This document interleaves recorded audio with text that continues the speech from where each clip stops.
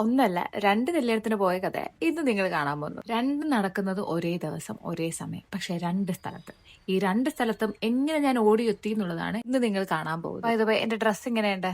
Okay, come to the point. കല്യാണത്തിന് പോയ കഥ. ഫസ്റ്റ് ഫംഗ്ഷന്റെ ലൊക്കേഷൻ നമ്മൾ എത്തിയിട്ടുണ്ട്. മെയിൻ പരിപാടി ഫുഡ് അടി ആയതുകൊണ്ടും വയറ്റിൽ നിന്ന് വിശപ്പിന്റെ വിളി വന്നതുകൊണ്ടും നേരെ ഫുഡ് സെക്ഷനിലോട്ട്. അവിടെ എന്നെയും കത്ത് ഒരുപാട് ഫുഡ് ഐറ്റംസ് ഉണ്ടായിരുന്നു. ഞാൻ എല്ലാം എടുത്തു. ഒന്നിനും ഞാൻ വിഷമിപ്പിച്ചിട്ടില്ല. ഒന്നിനും ഒരു കുറവും വരുത്താതെ ഞാൻ കഴിച്ചിട്ട്. നമുക്ക് വേണ്ടി ഇത്രയും ഭക്ഷണം ഉണ്ടാക്കി വെച്ചിരിക്കുമ്പോൾ എന്തിനാണ് ഒരു കുറവ് വരുത്തുന്നത്? ഇതാട്ടോ ആദ്യത്തെ ബ്രൈഡ്. അങ്ങനെ പാത്രം കാലിയാക്കിയിട്ടുണ്ട്. ഇനി പുറത്തേക്ക്. അകത്തുനിന്നുള്ള പരിപാടി കഴിഞ്ഞ് പുറത്തിറക്കുന്ന ദേ ഇരിക്കുന്നു ഐസ്ക്രീം.